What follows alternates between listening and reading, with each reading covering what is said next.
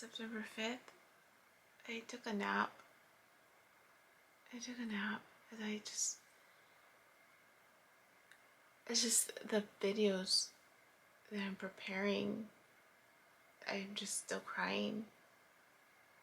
It's getting triggered. So after you cry, you just want to take a nap, like your body just needs to relax. So I took a nap.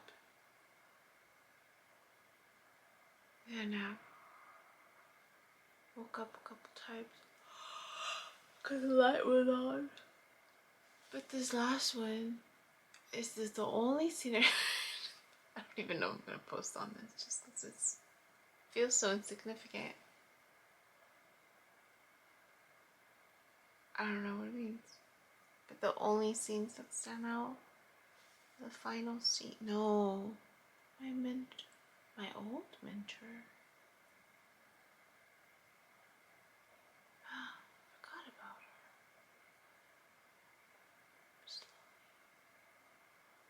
It was my mentor. We were FaceTiming, trying. Forgot about her.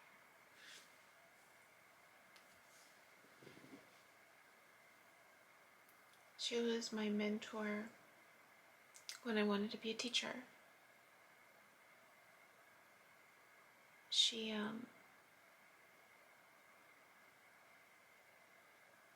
We were FaceTiming each other. We were connecting. It was good to see her.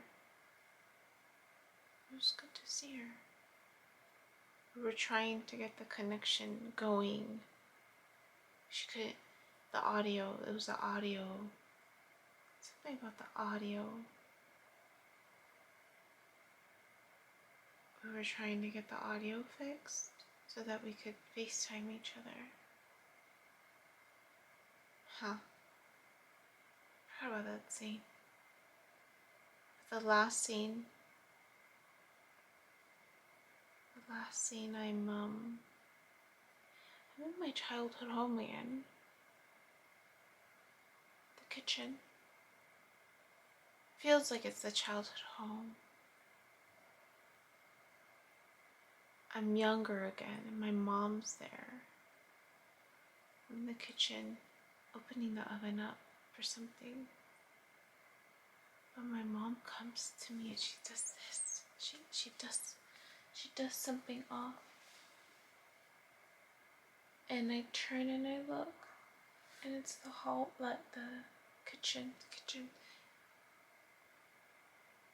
And she's like, Mira. And I'm looking down, and she dusted 2 seeds off of me too. They look like they look like, because I've been eating a lot of dates lately. And the pit of the date, that's what it looked like. Two pits of the date. I was like, oh, it's just trash. I didn't think much of it. So I go back and whatever I'm doing in the oven, I'm fixing or cooking or something. Washing dishes. But then she's like, mira. So I turn around and they turned into 2 worms. Two worms, white worms. Little bubbly worms. They were like a mixture of a maggot, but not like a thick maggot. It was like a thin, like those pretty worms, like the pretty worms you color in, they're circles, and they're just like, they looked pretty. They didn't look like maggots or anything, but they were that color, the white, and I could see their eyes. And they hatched. It was like they hatched. And they were just on their way. I'm just like looking at them like, oh, okay. But then she says to me,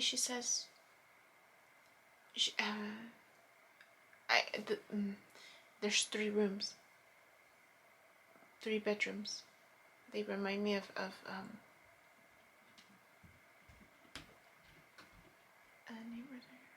they remind me of my second childhood home.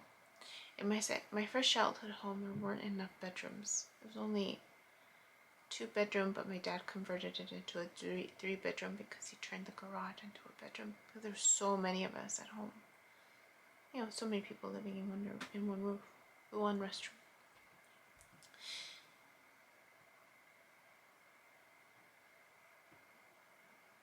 And the second childhood home, we each kid had a room. So in the dream, I'm seeing the entrance to 3 bedrooms, and mine was in the middle. And then she tells me, she's like, do you remember? I think she's telling me in Spanish. She's telling me in Spanish. Acuérdate de la recámara, the bedroom. Remember the bedroom? And you couldn't sleep at night, she said. You couldn't sleep at night. Because bugs kept trying to get into your ear. That's what she said to me. Bugs keep trying to get into your ear. And in my dream, I remembered that. I was like, yeah, I remember. And so then she said something about she's bringing someone home. She's bringing someone to take care of. She's going to take care of someone.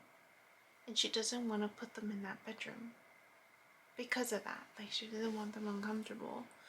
Because I guess the bedroom that I was in had bugs in it. Had bugs.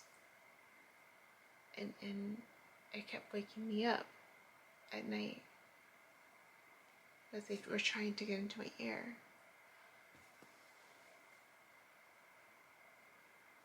That's so funny. So she's gonna go take care of someone. I wonder. So I have a friend, childhood friend. We lost touch. Stopped talking. It was another relationship that was unbalanced, where I overgave a lot of myself. And she picked up on it, so she stopped asking me to help out with certain things because I would go above and beyond. I was her maid of honor for her wedding. I remember that time too. I was struggling because she got married so young, and it was during the time that my parents were falling apart. I was like, pobrecita, like, gave the longest. That's the worst maid of honor speech ever. I did it both in Spanish and English too, but it was so freaking long. And I was just so triggered by her getting married. But anyways, so she was my best friend for so long, and our moms were best friends also. But my mom and her mom also lost touch. Her mom offended my mom, teased her, ganged up on her emotionally. They were just being playful, but not realizing that they were teasing my mom for wanting something better for herself. But at the same time, my mom was always very, like she didn't understand no. She didn't understand. Like, she couldn't pick up on when someone really wasn't interested, and she would just force it on someone. And I remember telling my mom, I'm like, Mom, you need to stop doing that. That's why you always end up getting disappointed. You have all these high expectations, and you're forcing people to do something they don't want to do out of desperation. I said, you need to let them go. Like, they don't want to do it. Move on to the next person. But it's going to be so good. I don't care. You move on. They hold you back. Because then there you are, putting all your effort into someone who's half-assing it. I don't know. But, that's my mom's journey, right?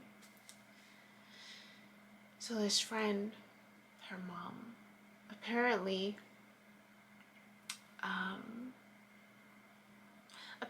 she had cancer when she was younger. I had no idea. My friend never said anything. She's one of the most private people that I know. Kept everything inside. Kept everything inside. Never really told anyone her business. And that was her. That was just her. She's a Taurus. So I never knew that her mom had cancer. Like, I never knew any of that. Everything always kind of came out when someone would say something like, what are you talking about? Didn't they tell? No one ever told me anything. They never said anything. They never asked for help. That was one thing my friend never did. She never asked for help. Not really. So we ended up working together. Her dad died. Her dad was dying. I had no idea. She didn't say anything. By then, she had a family. We kind of, it was clear to me she had other priorities. And I'm like, I'm not going to keep putting myself over there. I am always the one that's offering, one of those unbalanced relationships. It's like, I'm done. I'm done trying. She'll reach out when she wants to, when she can, right? She'll reach out. And I told my mom that I'm done. I'm done trying to make this work. So I stopped reaching out. I stopped sending. Every once in a while I'll send something, but it's very superficial now, our friendship. Very surface level stuff. When I found out about her dad, I was heartbroken that she was going through this by herself, And I'm like, okay, well, that's how she wanted it. Got invited to the funeral. I was traveling. I didn't find out about the funeral until last minute, and I had already made travel plans. I was going to be out of the state, but I drove. Like my ex, we were in Utah, and I told my ex, I'm like, I need to be there. I need to be there for her. Even though we don't talk, I need to be there. So from Utah, we drove. He helped me drive to Vegas, and then from Vegas I drove the rest of the way to make it to the funeral, and then I was going to drive back to Vegas because that was going to be the second part of our trip. So I drove all the way to Vegas, all the way back from Vegas to be there for the funeral. So I show up, and she falls apart once she sees me. She falls apart like she had been holding it in. And I'm holding her in my arms.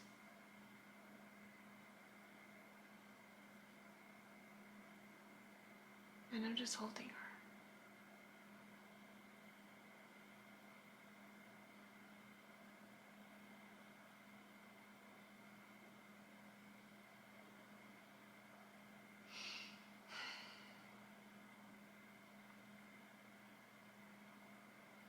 It was unexpected. It was sudden. The loss of her dad. So I connected with her a couple times after that. We would meet up there. I think after I left my marriage, I reached out to her and I drove out there.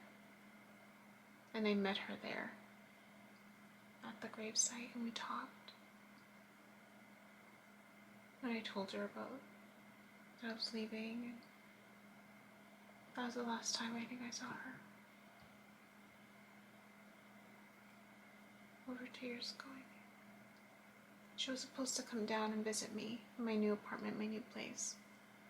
COVID hit, and just one thing after another.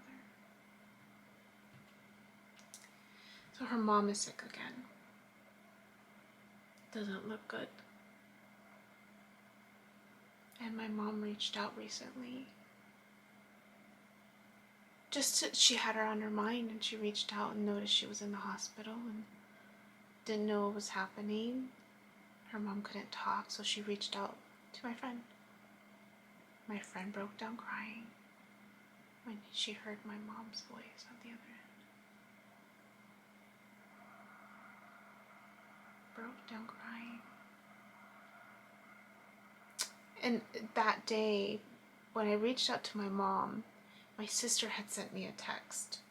You need to reach out to her, to my friend. I was like, the hell? Like, I don't talk to her. Like, why am I going to reach out? Talk to my mom, talk to my mom. So I reached out to my mom, and that was the day that I was telling her about my dream. She told me about this incident, and I was like, oh, that sucks. And my mom's like, your sister's telling me I need to go and take care of her. And I didn't say anything, right? It's my mom's choice. My mom, like, they had just reconnected too. They were just starting to reconnect. They were just starting to plan to get together, overcome their, hurdle. But she was sharing this with me, and I was just quiet. And I just told her, I said, it sounds like you have a difficult, decision to make as to, what you want to do. She's just nodding and listening. And I'm listening to her talk. There's that, and her friend, my friend's mom, the one thing she was able to get out of her mouth while in the hospital was, I'm gonna need you, because all her siblings have passed. She's the only one left. So and her husband's gone, so there's no one to take care of her. So those were the words that she mustered up to tell my mom, I'm gonna need you. I need you. And I know my mom's just torn inside, like, what to do about that? Like, what do you do? Caregiving role, It's heavy. It's heavy work to be a caregiver. It's not easy. And it's not for everybody. Yeah, I watched Like Water for Chocolate last night. If you've never seen it, it's a good movie. I've never read the book, but I remember the movie. I remember the first time I watched it. I watched it with this friend, actually. I watched it with her and maybe, I think, another friend, and it was like one of the first movies we were allowed to watch that there was a sexual scene. We were 11, 12, I think. And in that dream, in that movie, she, there's this traditional rule that the youngest daughter is supposed to not get married, not have children, because her sole responsibility will be to take care of her mother. And that was the main character's destiny. And she was fighting to break that rule, that tradition. And her sister, older sister, I mean, it's drama.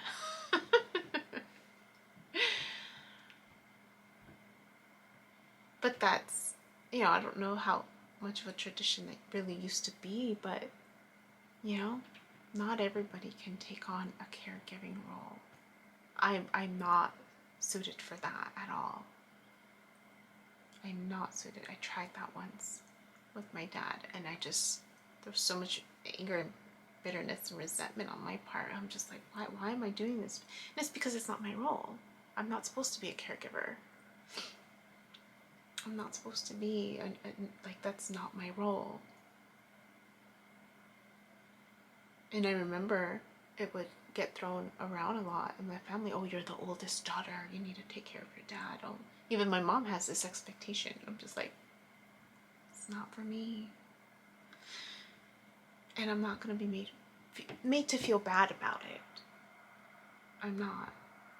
I know who I am, and that's just not, for some people that's their role. That's what comes naturally. But anyway, so in my dream, she's telling me that someone's either coming, she's going to take care of someone, was the feeling. That she's going to take care of someone. And she couldn't put them in that room because the bugs used to keep me up at night. And she doesn't want that to happen to this person that's coming that she's going to take care of. So I wonder if she made her decision. I wonder if she's going to do it. But I think she's gonna have to move out of my sister's home to go do it. And I wonder if she's made her choice. So anyways, that was the mini dream that I had. I don't know what the 2 worms mean, but I don't know. It must mean something. I don't have any more memory.